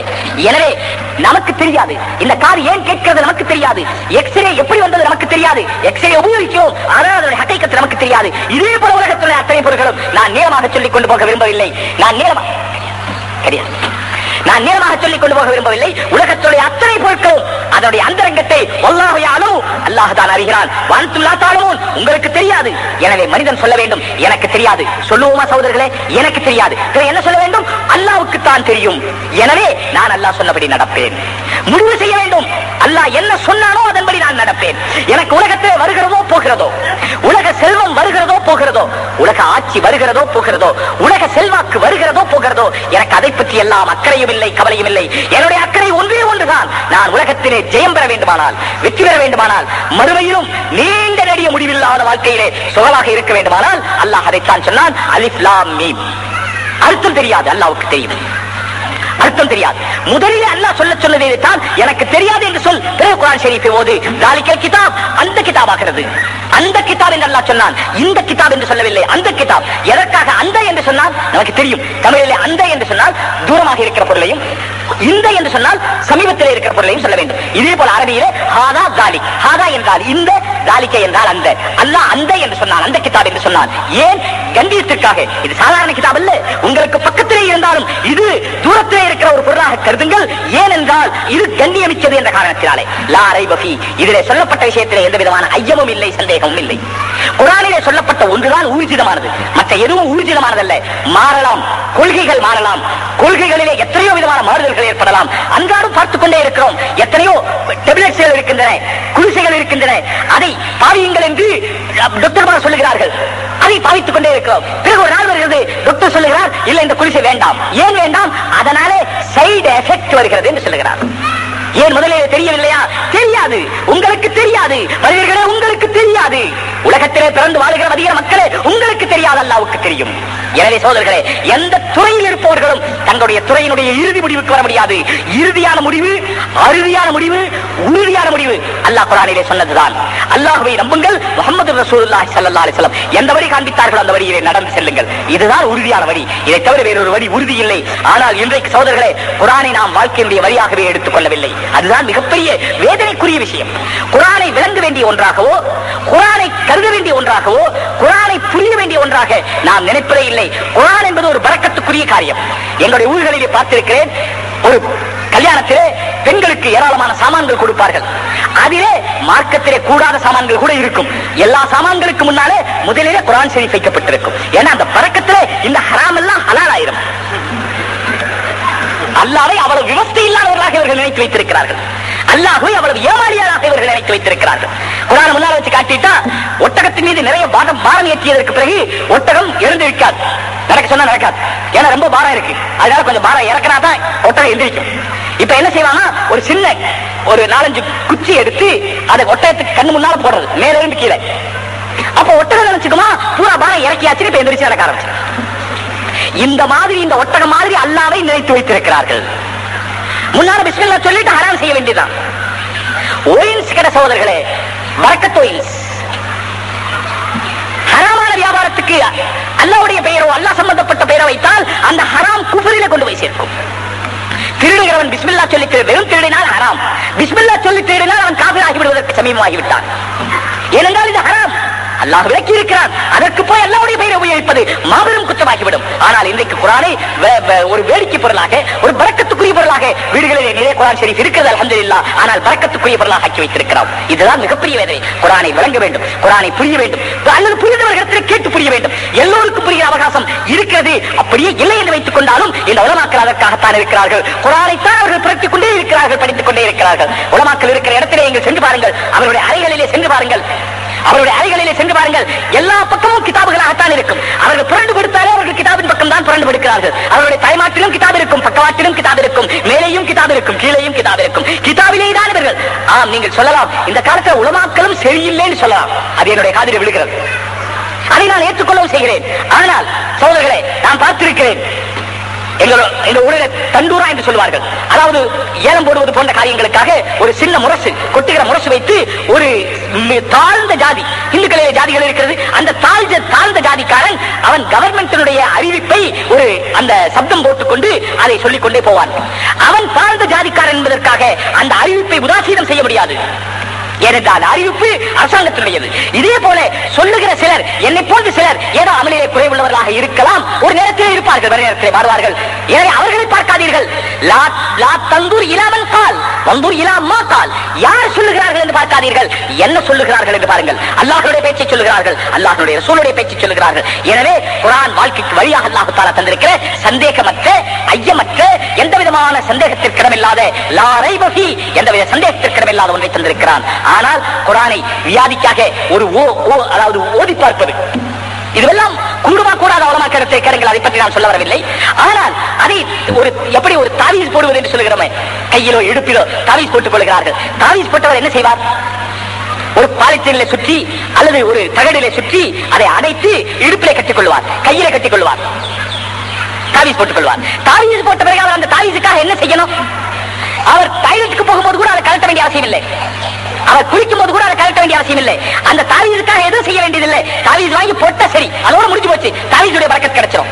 ஜுரத்துக்கும் தாவீஸ் போடுறது உண்டு, ஜின்னுக்கு தாவீஸ் போடுறது உண்டு, பேய்க்கும் தாவீஸ் போடுறது உண்டு, பிசாசுக்கு போடுறது உண்டு. போகுமா போகாதா? பேயும் போகும், பிசாசும் போகும், ஜின்னும் போகும், ஜுரமும் போகும், ஹார்ட் அட்டாக்கும் போகும், ஹார்ட் அரஸ்டும் போகும், எல்லாம் போகும். அது வேற விஷயம். அதே துமர் ரலியல்லாஹு தஆலா ஒரு பெரியார் சொல்ல கேட்டது உண்மையாக தான் இருக்க முடியும். ஒரு அரசருடைய அந்தஸ்திலே இருக்கிற ஒருவருக்கு தீராத தலைவலி, அதை துமர் ரலியல்லாஹு தஆலா அவரிடத்திலே சொல்லி அனுப்பினார். அவர் முஸ்லிமாக இல்லை, ஆனாலும் அதை துமரிடத்திலே சொல்லி அனுப்பினார், என்னுடைய தலைவலிக்கு ஏதாவது செய்யுங்கள் என்று. தீராத தலைவலி. அதற்கு துமர் ஒரு தொப்பி கொடுத்து அனுப்பினார்கள். ஆனால் தொப்பியை பிரித்து பார்க்க கூடாது என்று சொல்லி கொடுத்து அனுப்பினார். அவர் தலையிலே தொப்பி அணிந்து கொண்டார். அவருடைய தலைவலி போய்விட்டது. சில நாட்களுக்கு பிறகு அவருக்கு என்ன வந்தது? இந்த தொப்பிக்குள்ள என்னதான் இருக்குன்னு பார்க்கணும். அலின்சான் ஹரிசுன் சீமா முனியா வேண்டான்னு சொன்னா அதைத்தான் செய்ய பார்ப்பான். இங்கே சைக்கிள் நிறுத்தக்கூடாதுன்னு அங்கதான் பூரா சைக்கிள் நிற்கும். இங்கே சிறுநீர் கழிக்க கூடாதுன்னு அங்கதான் பூரா சிறுநீர் இருக்கும். இது பொதுவழி எல்லாரும் போட்டிருக்காங்க, அங்கதான் எல்லாரும் போய்கிட்டு இருப்பாங்க. அலின்சான் ஹரிசுன் சீமா முனியா வேண்டாம் என்று சொன்னால் செய்கிற ஆர்வம் அதிகம். இவருக்கு ஆசை. ஒரு நாள் பிரிச்சே பார்த்துட்டார். அதற்குள்ளே ஒரு சீட்டு இருந்தது, ஒரு துண்டு பிஸ்மில்லா என்று எழுதப்பட்டிருந்தது. இதை பார்த்துட்டு உள்ளே வச்சுட்டு மறுபடியும் தைத்து போட்டுக் கொண்டார். ஆனா மனசுல நினைச்சால் வெறும் பிஸ்மில்லா தானா? மறுபடியும் தலைவலி வந்து விட்டது. மறுபடியும் சொல்லி அனுப்பினார். மறுபடியும் ஒரு தொப்பி கொடுத்து அனுப்பினார்கள். தலைவலி போய்விட்டது. மறுபடியும் அவருக்கு தெரிந்தது அந்த பிஸ்மில்லா தான் இருந்தது. வெறும் பிஸ்மில்லாவிலே இந்த உலகத்தை ஆட்டி படைக்க முடியும், வேற ஒன்றும் தேவையில்லை. சூரத்தில் ஃபாத்திஹாவிலே எல்லா வியாதிக்கும் மருந்து இருக்கிறது. எந்த வியாதி வந்தாலும் சரி. இன்றைக்கு வியாதிகளுக்கு பஞ்சமில்லை. இந்த வியாதி காலத்திலே இதை சொல்லவே நான் விற்கப்படுகிறேன். ஏனென்றால் மனிதர்களுக்கு நம்பிக்கை வராது. ஆனால் சூரே ஃபாத்திஹா இல்லை. சூரே ஃபாத்திஹா ஓடிக்கொண்டிருக்கிறவருடைய வாயுடைய எச்சில் பட்டால் வியாதி போகும். ஆனால் குர்ஆனை அல்லாஹ் தஆலா வியாதிகள் போக வைப்பதற்காக இறக்கவில்லை, ஜின்னுக்கு ஓடி பார்ப்பதற்காக குர்ஆனை இறக்கவில்லை. குர்ஆனை அல்லாஹ் தஆலா ஹிதாயத்திற்காக இறக்கிறார். வெறும் பழக்கத்துக்காக அல்லது இறந்து போனவர்களுக்கு அல்லது இறந்து போகிறவர்களுக்கு யாசீன் ஓதுவதற்காக, யாசீன் ஷரீஃப் ஓதுவதற்காக அல்லாஹ் இறக்கவில்லை. யாசீன் ஷரீஃப் ஓதினால் சவாபு கிடைக்கும், சக்ராத் லேசாகும். அவருக்கு இறந்து போனவருக்கு குர்ஆன் ஷரீஃப் ஓதி ஈசால் சவாப் செய்ய முடியும். ஆனால் குர்ஆனை இறக்கிய நோக்கம் அல்ல சகோதரர்களே. வீடு கட்டுகிறோமே, அதிலே ஒரு பாத்ரூம் இருக்கிறது, அட்டாச் இருக்கிறது, அதிலே கக்கூஸ் இருக்கிறது. கக்கூஸ் கட்டமா வீடு கட்டுறோம் சகோதரர்களே. வீடு குடியிருக்க அதிலே எல்லா காரியமும் நடக்கும். குர்ஆனுடைய மகிமை இவ்வளவு அவ்வளவல்ல.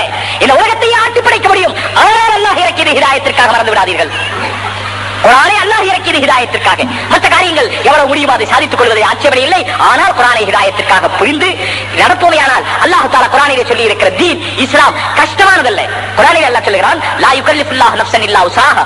யாருக்கும் அவர்களுடைய சக்திக்கு இயலாத ஒன்றை யாரின் மீது நாம் சுமத்தவில்லை என்று அல்லாஹ் சொல்லுகிறான். நம்முடைய சக்திக்கு மீறிய எதையும் நம் மீது அல்லாஹ் கடமையாக்கவில்லை.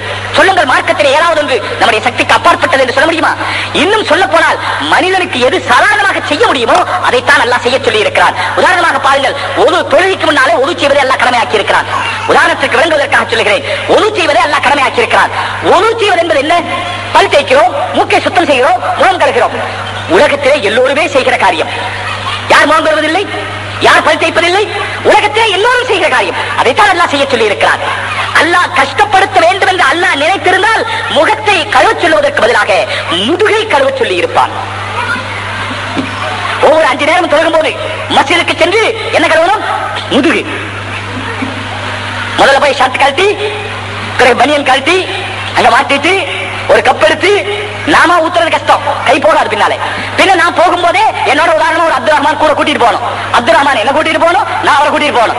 நான் அவர் முதுகு கழுவணும், அவர் என் முதுகு கழுவணும். சரி, முதுகெல்லாம் கழுவணும், லுங்கி மீது இருக்காது, லுங்கி நனைஞ்சிடும். இன்னொரு லுங்கி கொண்டு போகணும், பூரா பாத்ரூம் ஆயிரும், செய்யவும் முடியாது. அல்லாஹ் அப்படி எதையும், உதாரணத்திற்கு சொல்லுகிறேன், அல்லாஹ் அப்படி எதையும் கடமையாக்கவில்லை. சரி, நோன்பு வைக்கும் பொழுது ஒரு மனிதன் சாதாரணமாக எவ்வளவு நேரம் பசித்திருக்க முடியுமோ அவ்வளவுதான் கடமையாக்கி இருக்கிறான். ஜகாத்து கொடுப்பதிலே சொத்து முழுவதையும் அல்லாஹ் கொடுக்க சொன்னானா? இருக்கிற பணம் முழுவதையும் அல்லாஹ் கொடுக்க சொன்னானா? இருக்கிற ரூபாய் முழுவதையும் அல்லாஹ் கொடுக்க சொன்னானா? இல்லையே. ஒரு குறிப்பிட்ட அளவு, அதுவும் ஆரம்பத்துடைய அளவு இருக்கிறது. ஒரு அளவு ரூபாய் வந்ததற்கு பிறகு ஏறக்குறைய 10,000 ரூபாய்க்கு அதிகமான ரூபாய் கையிலே இருந்து அது ஒரு வருடம் முழுவதும் இருந்து அது செலவாகாமல் இருந்து நீங்கள் 10 லட்சம் சம்பாதித்தீர்கள், செலவு செய்து விட்டீர்கள். வருடத்துக்குள்ளே, வருடம் முடிவதற்குள்ளே செலவு செய்து விட்டீர்கள். எவ்வளவு? 10 லட்சம். உங்களுக்கு ஜகாத் கடமை இல்லை. அவ்வளவு ரூபாய் ஒரு வருடம் முழுவதும் கையிலே இருந்தால் அதையும் முழுவதும் கொடுத்து விட சொல்லவில்லை, 40 ஒரு பங்கு. இது கஷ்டமாக இருக்கிறதா? இது இயலாமல் போகிறதா? இயலாத எந்த ஒன்றையும் அல்லாஹ் கடமையாக்கவில்லை. லா யுகல்லிஃபுல்லாஹு நஃப்ஸன் இல்லா உஸாஹா வமா ஜஅல அலைக்கும் ஃபித்தீனி மின் ஹரஜ். தீனிலே எந்தவித சிரமமும் அல்லாஹ் வைக்கவில்லை. தீனிலே எந்த சிரமமும் இல்லை. ஆனால் இந்த குர்ஆனின்படி நடப்பதிலே, தீனின்படி நடப்பதிலே நமக்கு மிகவும் சிரமம் தோன்றுகிறது. நான் சமீபத்தில் எங்க ஒரு இடத்திலே சொன்னேன், ஒரு வாரத்துக்கு முன்னாலே, சென்ற ஞாயிற்றுக்கிழமை மதராசிலே இதே மக்ரிபுக்கு பிறகு பேசும்போது சொன்னேன், தீன் மிக இலகு, தீனுக்கு மாற்றமாக நடப்பது கஷ்டம். சகோதரர்களே, உண்மை பேசுவது லேசு, பொய் பேசுறது ரொம்ப கஷ்டம். ஒருவனை அடிக்கவில்லை. உதாரணமாக அப்துல் ரஹ்மானை அடிக்கலை, ஆனால் கோர்ட்டுக்கு சாட்சி சொல்ல போனார். என்ன சாட்சி சொல்ல போனார்? அடித்தான் என்று பொய் சொல்றார். அடிக்கவில்லை என்பது உண்மை, அடித்தான் என்பது பொய். பொய் சாட்சி சொல்ல போனார். இப்ப அடிச்சா கோர்ட்டை கேட்பார், வக்கீல் கேட்டார், அவர் அடித்தாரா? ஆம் அடித்தார். நீங்க கண்ணால பாத்தீங்களா? பார்த்தேன். என்ன சொல்றது? பொய். எத்தனை அடி அடிச்சார்? அதுவா வந்து அப்படி சொன்னாலே பொய். 3 அடி. எந்த இடத்துல அடிச்சார்? ஒண்ணு முதுகுல, இன்னொன்று முகத்துல, இன்னொன்று இடுப்புல. கேட்டாங்களா? அடுத்த வாய்தான் ஜனவரி 17ஆம் தேதி. இதே வக்கீல் இதெல்லாம் குறிச்சு வச்சிருப்பாரு. இவன் போய் சொல்லிட்டான், போய் வீட்டு போயிட்டான். அடுத்த 17ஆம் தேதி வாய்தாவுக்கு போய் கோர்ட்ல வக்கீல் கேட்கும் போது எத்தனை அடி? 4 அடி. ஜனவரி 17ஆம் தேதி. இதே வக்கீல் இதெல்லாம் குறிச்சு வச்சிருப்பாரு. இவன் போய் சொல்லிட்டான், போய் வீட்டு போயிட்டான். அடுத்த 17ஆம் தேதி வாய்தாவுக்கு போய் கோர்ட்ல வக்கீல் கேட்கும் போது எத்தனை அடி? 4 அடி. மறந்துடா. பொய் சொன்னவன் ஞாபகம் வைக்கிறோம். எங்க அடிச்சா? ஒண்ணு கால்ல, ஒண்ணு தலையில. போன மாசம் சொன்ன டிசம்பர்ல வேற, இப்ப சொல்றது. பொய் சொன்னவனுக்கு ஞாபகம் வைக்கிற சிரமம், உண்மை சொன்னவனுக்கு அந்த சிரமம் இல்லை. உண்மை சொல்லுவது லேசு, பொய் சொல்லுவது கஷ்டம்.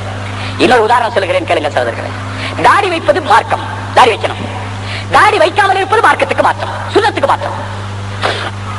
நான் சொல்லுகிறேன், தாடி வைப்பது லேசு, தாடி வைப்பது லேசு. தாடி வைப்பதற்கு என்ன செய்ய வேண்டும்? எங்காவது கடையில போய் எனக்கு 18 வயசு ஆயிருச்சு, 17 வயசு ஆயிருச்சு, நாங்க ஒரு 1000 ரூபாய் வச்சுங்க, ஒரு தாடி கொடுங்க கேட்கணுமா? இல்ல யாராவது பெரியவங்க கிட்ட போய் எனக்கு தாடி வர்றதுக்கு கொஞ்சம் துஆ செய்யுங்க சொல்லணுமா? தேவையில்லையே சோதர்களே. எதுவுமே செய்ய வேண்டியதில்லை. தாடி வைப்பதற்கு நீங்க சும்மா இருந்தா போதும், ஒண்ணுமே செய்ய வேண்டாம். தாடி சிறைக்கிறதுக்கோ காலையில எந்திரிச்ச உடனே ரேசர் வாங்கி, பிளேடு வாங்கி பக்குவமா சிறைக்கணும். இல்லாட்டா கீறிடும், ரத்தம் வந்துடும். பிறகு அதை செய்யும் போது மீசை கரெக்டா வைக்கணும். இல்ல ஒரு பக்கம் பெருசு சின்னதா இருந்தா பாக்குறவங்க கை முதல்ல சோகம் கேட்கறதுக்கு முன்னால என்னங்க மீசை அப்படி ஆயிருச்சுங்க. வேடிக்கைக்கு சொல்லவில்லை, உண்மையை சொல்லுகிறேன்.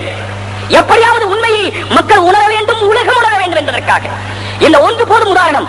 இது போல 100 இல்லை 1000 உதாரணம் என்னை போன்ற சாதாரண ஆளுக்கு சொல்ல முடியும். இனி உலமாக்கள் பெருந்தகையில் இருக்கிறார்கள், கோடிக்கணக்கில் உதாரணம் சொல்லுவார்கள்.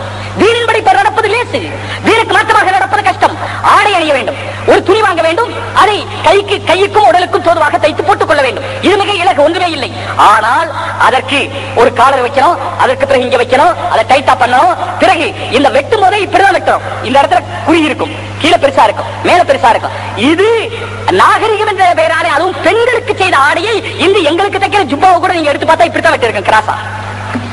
அதற்கு ஆலிம் சாஹிபுக்கு வெற்ற ஜுப்பா கூட கிளாஸா வெட்டி இருக்கு. எங்களுக்கு என்ன எடையை சீர்த்து காட்டணுமா, இங்க பெருத்து காட்டணுமா, கீழே பெருத்து தேவையில்லையே. இதுவெல்லாம் தேவையில்லாதது, மார்க்கத்துக்கு மாறானது. மார்க்கத்துக்கு மாறான காரியத்தை செய்வது கஷ்டம், மார்க்கப்படி செய்வது இலகு. ஏதாவது ஒரு காரியம் யாராவது நிரூபிக்கட்டும் இது மார்க்கப்படி செய்வது கஷ்டம் என்று பிறகு நான் அவர்களிடத்தில் என்ன வேண்டும் பேசுகிறேன். சகோதரர்களே, மார்க்கம் அத்தீன யூஸ்ருன் சொன்னார்கள் முஹம்மது ஸல்லல்லாஹு அலைஹி வஸல்லம்.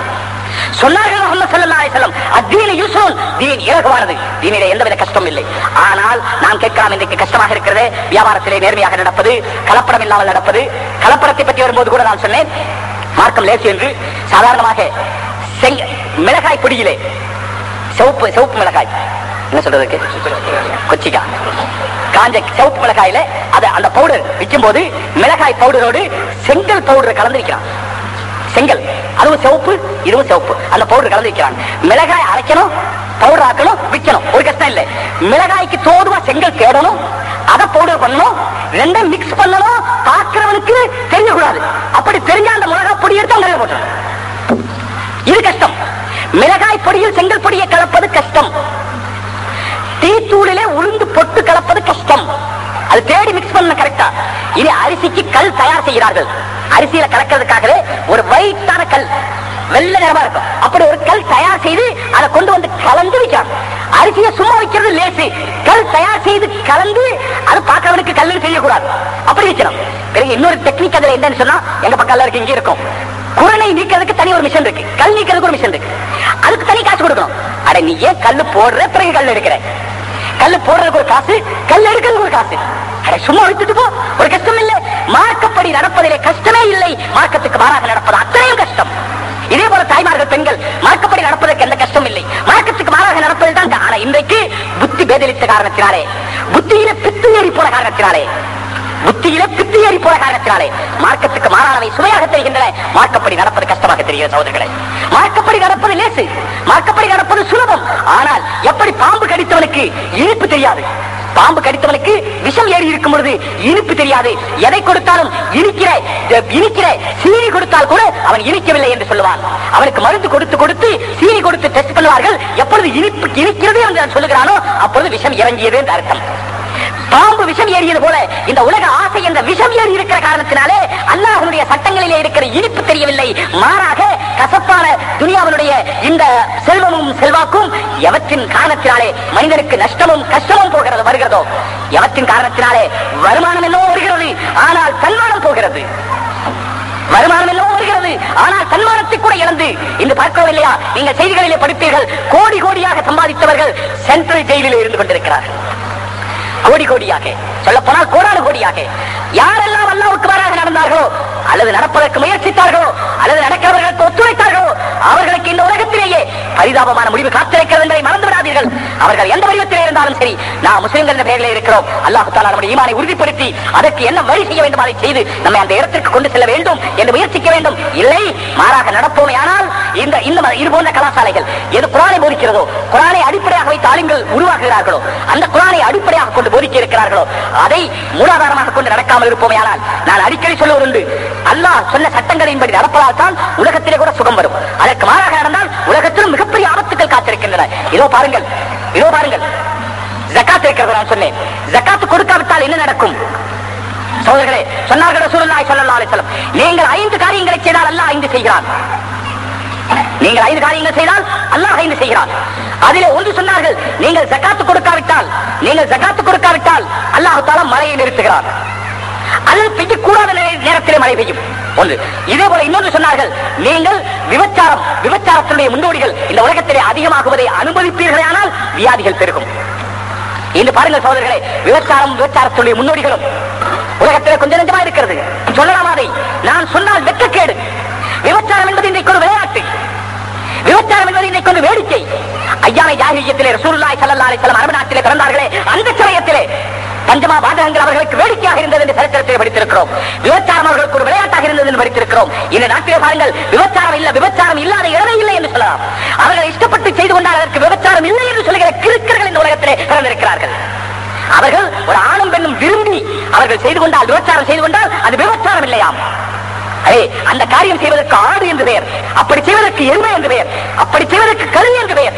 மனிதன் அப்படி செய்யக்கூடாது, மனிதன் அப்படி செய்யக்கூடாது. மனிதனுக்கெல்லாம் உணர்வு தந்திருக்கிறான், பால் உணர்வு தந்திருக்கிறான், அதை மறைக்க உணர்வு தந்திருக்கிறான், அதற்கு உடை அணிகிற உணர்வையும் தந்திருக்கிறான். ஆடு உடை அணிகிறதா? மாடு உடை அணிகிறதா? எருமை உடை அணிகிறதா?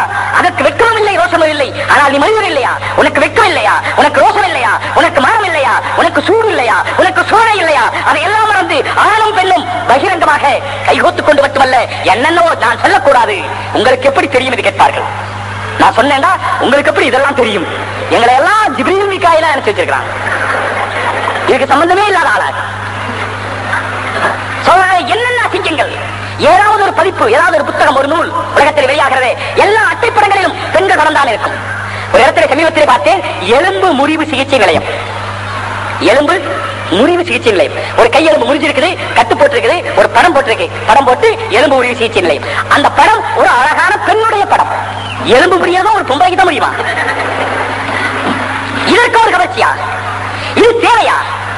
சோழர்கள் மனிதர்கள் அப்போதான் பார்க்கிறார்கள். எல்லா விளம்பரங்களும், எல்லா போஸ்டர்களும், எல்லா பத்திரிகைகளும், எல்லா செய்திகளும். செய்தி வாசிக்கும் போது நீங்க பாருங்க, ஒரு பக்கம் ஆம்பளை வாசிக்க விட்டா இன்னொரு பக்கம் பொம்பளை வாசிக்க விடும். சோழர்கள் மனிதனுக்கு உணர்வு இல்லையா? ஒரு பெண்ணை பார்க்கும்போது உடலிலே ரசாயன மாற்றங்கள் ஏற்படுகின்றன. எல்லோருக்கும் இந்த நியதிக்கு அப்பாற்பட்டவர்கள் இந்த உலகத்தில் இல்லை. மறைக்கலாம், மறுக்க முடியாது, மறைக்கலாம். ஒரு பெண்ணை யார் பார்த்தாலும் சரி, அவருடைய உடலிலே ஒரு ரசாயன மாற்றம் ஏற்படுகிறது. பார்வை என்பது சாதாரணமானதல்ல. ஒரு மனிதன் ஆகுவதும் அழிவதும் தன்னுடைய பார்வையாலே. மறந்து விடாதீர்கள் சோதரிகளை.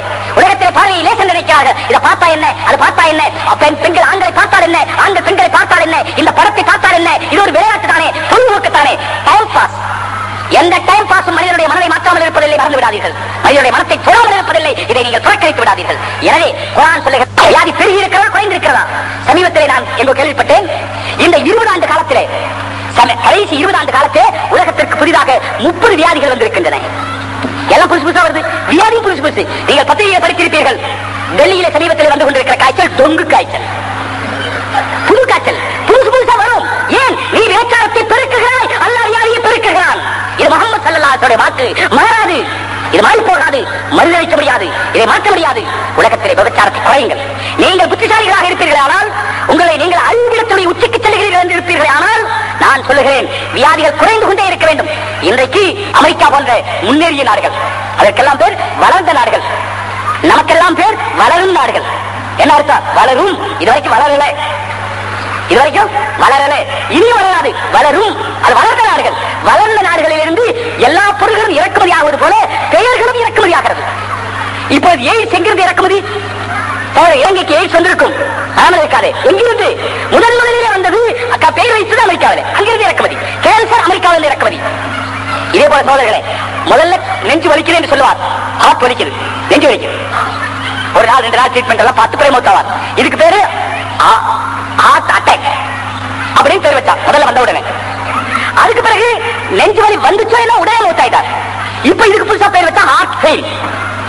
வியாதி புதுசு புதுசா வர வேண்டியது, இவருக்கு வேற பேர் வைக்க வேண்டியது. எப்படி குழந்தை கிடைச்சா பேர் வைக்கிறோம் இல்லையா? குழந்தை புதுசு புதுசா கிடைச்சா பேர் இதே மாதிரி வியாதிக்கு பேர் ஹார்ட் ஃபெயில். இன்னொன்னு வந்துச்சு, நெஞ்சு வலிக்குதுன்னு சொல்றதுக்கு முன்பு மூத்தாயிடுறார். இதுக்கு பேர் ஹார்ட் அரெஸ்ட். இன்னொன்னு அதுக்கு இன்னொரு பேர் வைப்பார். இப்ப தூங்கும் போது மூத்தாயிட்டா அது பேர் ஸ்லீப்பிங் டெத். நான் சொல்லுகிறேன் சோதர்களே, பணிவாக சொல்லுகிறேன், இந்த உலகம் அறிவிலே முன்னேறுவதற்கு அர்த்தம் 3 வியாதி இருந்திருந்து அதை ஒன்றாக குறைத்திருக்க வேண்டும். ஒன்று இருந்ததை நீ 3 ஆக்கி இருக்கிறாயே, இது என்ன அறிவுடைமைக்கு அடையாளமா? இல்லை சோதர்களே. அடிப்படை காரணம் என்ன? நம்முடைய உலகத்தில் விபச்சாரம் பெருகுவதுதான் காரணம். இதே போல இன்றைக்கு வருகிற வியாதிகள் எல்லாம் போவதில்லை. சாதாரண காய்ச்சல் வந்துச்சு, ஜுரம் போகும், வயிற்று வலி போகும், இந்த மாதிரி வியாதிகள் போகணும். ஆனா இப்ப பிரதானமான வியாதி, ஒருத்தருக்கு ஒருத்தர் விசாரிக்கும் போதே எப்படி இருக்கிறீங்க, எனக்கு சுகர் இருக்கு, எனக்கு பிபி இருக்கு. அவர் எம்ஏ படிச்ச மாதிரி, பிபி இருக்குன்னு சொன்னா அவர் எம்ஏ படிச்ச மாதிரி, லோவா ஹையா அவர் கேட்பார். எல்லாருக்கும் தெரியும். கிராமத்தில் இருக்கிற ஆங்கிலமே தெரியாத, ஏபிசிடி தெரியாத பெண்கள் பேசிக் கொள்றாங்க. அந்த அம்மாவுக்கு லோ பிரஷர், இந்த அம்மாவுக்கு ஹை பிரஷர். அதை கேட்ட உடனே நமக்கு டெம்பரேச்சர் இருக்கு. ஏபிசிடி தெரியாதவனுக்கு பிபி எப்படி தெரியும்? உலகத்துடைய போந்தது, உலகத்துடைய பாணியது. இதெல்லாம் இல்லாம இன்றைக்கு வியாதிகள், என்ன வியாதி வந்தாலும் சரி, கொலஸ்ட்ரால் வந்தாலும், பிபி வந்தாலும், சால்ட் வந்தாலும், சுகர் வந்தாலும், டாக்டர் சொல்றார் எனக்கு இருக்கு. டாக்டர் சொல்லுவார் நீங்க என்ன சாப்பிடக்கூடாது, பால் சாப்பிடக்கூடாது, பால்ல கொழுப்பு இருக்கு, சரி தயிர் சாப்பிடக்கூடாது, கொழுப்பு இருக்கிற சாப்பிடக்கூடாது, நெய் சாப்பிட, கொழுப்பு இல்லாம ருசியே இல்லை. நான் சொன்ன டாக்டர் சார் சாப்பிடவே கூடாதுன்னு சொல்லுங்க. என்ன சாப்பிடலாம்? யாரோ சொன்ன ஞாபகம், நம்ம இந்தியாவுக்கு வந்து உங்களுக்கு தெரியும், இங்கே இருக்குமா இருக்கும் சப்பாத்தி, கோதுமையில செய்யற சப்பாத்தி. அவர் சொன்னார், டாக்டர் சொன்னார், நைட்ல நீங்க 2 சப்பாத்தி சாப்பிடுங்கன்னு சொன்னார். இப்படி கை காமிச்சு இந்த அளவு 2 சப்பாத்தி, கொஞ்சம் பாத்துங்க கண்ணுக்கு தூரமா இருக்கிறவங்க, இந்த கை உள்ளங்கை காமிச்சு இந்த அளவு 2 சப்பாத்தி டயபிட்டிஸ் பேஷண்ட்டுக்கு டாக்டர் சொன்னார். பேஷண்ட் எல்லாம் கேட்டாரா, சார் அந்த சப்பாத்தி சாப்பாட்டுக்கு முந்தியா பிந்தியா?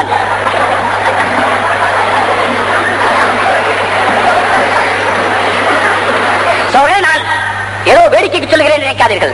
இந்த உலகத்துடைய பாணி அது. ஒரு காலம் இருந்தது, சஹாபாக்களுடைய காலத்திலே பார்க்கிறோம், எப்படி சாப்பிட்டார்கள், எப்படி வேலை செய்தார்கள், எல்லாம் தந்திருந்தார். இன்றைக்கு நீங்கள் பாவம் செய்கிறீர்கள். இதோ உங்களுடைய வீட்டிலே உணர்வுக்கு உங்களை நான் பட்டினி போடுகிறேன், பாரினுடைய சக்தி என்று அல்லாஹ் சொல்லுகிறான். ஏதோ பொழுதுபோக்கான பேச்சை நினைக்காதீர்கள். என்னுடைய வீட்டிலே இருக்கிற வேலைக்காரன், என்னுடைய வீட்டிலே இருக்கிற வேலைக்காரி இரவு படுக்கும் பொழுது நல்ல உணவு, நெய்யோடு கறியோடு இறைச்சியோடு பாலோடு பக்குவமாக நல்லா சாப்பிடுறா. எங்க வீட்டுல நல்ல உயர்தரமான அரிசி, உயர்தரமான உணவு, உயர்தரமான தமிழ்நாட்டு பிரியாணி எல்லாம் இருக்கு. இறைச்சி, ஆட்டிறைச்சி, மாட்டிறைச்சி அத்தனையும் இருக்கு. ஆனா டாக்டர் சொல்லியிருக்கார் 2 சப்பாத்தி, அதுவும் எண்ணெயே படக்கூடாது. எண்ணெய் இல்லாத சப்பாத்தி என்பது மாட்டுக்கு போடுற வைக்கோல். அது என்ன விஷயம் இருக்கும்? ஆனால் அல்லாஹ் சொல்லுகிறார், நீங்கள் பாவம் செய்கிறீர்கள் அல்லவா? சரி, பாவம் செய்யாத உங்களுக்கு எப்படி வந்துச்சுன்னு என்ன கேட்காதீங்க. நான் பாவம் செய்யலன்னு உறுதி இல்லை. இரண்டாவது, பாவம் செய்யறவங்க பார்த்து செய்ய தடுக்கிறதுக்கு என்னால என்ன செய்ய முடியுமோ நான் அதை செய்யல. அதனால அல்லாஹ் எனக்கு சேர்த்து அதாவது இறக்கிட்டான். அதாவது இதுதான், வீட்டுல எல்லாம் இருக்கும் ஆனா சாப்பிடக்கூடாது. இது அல்லாஹ்வுடைய விருத்தம். அதாவது சகோதரர்களே, ஆக நான் சொல்ல வந்த விஷயம், மார்க்கம் என்பது இலகுவானது மட்டுமல்ல, இலேசானதும் கூட. இலேசானது மட்டுமல்ல, மனிதனுக்கு சௌகரியம் தருவது கூட. எந்த விதமான சந்தேகத்துக்குள்ள இடமுள்ள விஷயத்தை அல்லாஹ் சொல்லவில்லை. ஆனால் அல்லாஹ் அடிப்படையாக சொல்லுகிறான், மனிதர்களே நீங்கள் சொல்லுங்கள், எனக்கு தெரியாது அல்லாஹ்வுக்கு தெரியும். அல்லாஹ்வுக்கு தெரியும் என்ற அடிப்படையிலே குர்ஆனை கையிலே எடுங்கள். அந்த குர்ஆன் தான் இந்த கலாசாலைகளுக்கு அடிப்படை. எனவே குர்ஆனை கையிலே எடுங்கள். குர்ஆன் என்ன சொல்லுகிறதோ ஈமானிலிருந்து, யக்கீனிலிருந்து இன்றைக்கு அந்த அடிப்படையை புரிவதற்கு சாதகமாக அல்லாஹ் தந்திருக்கிற வேலைதான் தாவத் தப்லீகுடைய வேலை. தாவத் தப்லீகின் மூலமாக மனதை பக்குவப்படுத்தி அந்த அடிப்படையிலே வாழ ஆரம்பிப்போமானால் அல்லாஹ் தஆலா உலகத்தையும் ராஜபோகமான வாழ்க்கை, சோதர்களே ராஜசுகமான வாழ்க்கை இந்த உலகத்தில் கிடைக்கும். இல்லையானால் சொத்து இருக்கும், ஆனால் அவர் புலம்பிக் கொண்டிருப்பார். அந்த கஷ்டம், இந்த கஷ்டம், அந்த வேதனை, இந்த வேதனை, அந்த வருத்தம், இந்த வருத்தம். அவருடைய வேதனை தீராது. மன் ஆரதான் திக்ரி ஃபைன்னலஹு மஈஷத்தன் லக்கா. யார் என்னுடைய உத்தரவுகளை, என்னுடைய திக்ரை, என்னுடைய ஞாபகத்தை, என்னுடைய ஆணைகளை புறக்கணித்து வாழ்வார்களோ அவர்களுக்கு நெருக்கடியான வாழ்க்கை, அவர்களுக்கு கிட்டுமையான வாழ்க்கை, அவர்களுக்கு சிரமமான வாழ்க்கை. எல்லாம் இருக்கும், ஆனால் சிரமமாக இருக்கும். சிரமம் இல்லாமல் இருக்க வேண்டுமானால் அல்லாஹ் சொன்னபடி, அல்லாஹ் ரசூல் சொன்னபடி, குர்ஆன் சொன்னபடி அந்த குர்ஆனுடைய அடிப்படையை உலகத்திலே ஹயாத்தாவதற்கு தாவத்துடைய வேலையிலே நம்மை நாம் இணைத்துக் கொண்டு அதற்கு அர்ப்பணமாகிவிட்டால் இந்த உலகமே நமக்கு சமர்ப்பணமாகிவிடும். தீனுக்கு நாம் அர்ப்பணமாகிவிட்டால், தீனை ஹயாத்தாக்கிற தாவத்துக்கு நாம் அர்ப்பணமாகிவிட்டால் இந்த உலகம் தன்னை நமக்கு சமர்ப்பணமாக்கிவிடும். சகோதரர்களே, இந்த உலகம் ஒரு பெரிய காரியம் அல்ல. நான் சொன்னேன் 65 வயது வாழ்க்கை என்பது மஹ்ஷருடைய நாளிலே எடுத்தால் 1.25 நிமிஷம் சகோதரர்களே, ஒரு பெரிய வாழ்க்கை இல்லை. உலகத்திலே நாம் போக போகிறோம். இருக்க வந்தவர்கள் அல்ல, நாம் எல்லோரும் இருக்க வந்தவர்கள் அல்ல, இறக்க வந்தவர்கள். மறந்து விடாதீர்கள் சகோதரர்களே. எனவே நான் சொல்ல விரும்புகிற ஒரே ஒரு விஷயம் இதுதான், இவ்வளவு நேரமும் ஒரே ஒரு விஷயம் இதுதான், நாம் குர்ஆனுடைய அடிப்படையில் வாழ வேண்டும். அந்த குர்ஆனுடைய அடிப்படை வாழ்க்கைக்கு தாவத்துடைய வேலையை வெகுளியாக ஆக்கிக் கொள்ள வேண்டும். இதை நான் திரும்ப திரும்ப உங்களிடத்தில் வலியுறுத்திக் கொண்டு இந்த கலாசாலை அதற்காக பாடுபடுகிற கலாசாலை, இது போன்ற எங்கெல்லாம் கலாசாலைகள் இருக்கிறதோ இதுவெல்லாம் உங்களுடைய உதவிகள், உங்களுடைய ஒத்தாசை, இதையெல்லாம் ஏற்றுக்கொண்டு அந்த குர்ஆனை உலகத்திலே, குர்ஆனுடைய வாழ்க்கை உலகத்திலே உயிர்ப்பிப்பதற்காக வேண்டி தன்னை சாகரித்துக் கொண்டிருக்கிற நிலையங்கள் இவைகளை லேசாக நினைக்காதீர்கள். எல்லா வகையிலும் உற்சாகப்படுத்துங்கள், எல்லா வகையிலும் ஆக்கமுட்டுங்கள், எல்லா வகையிலும் ஊக்கமுட்டுங்கள்.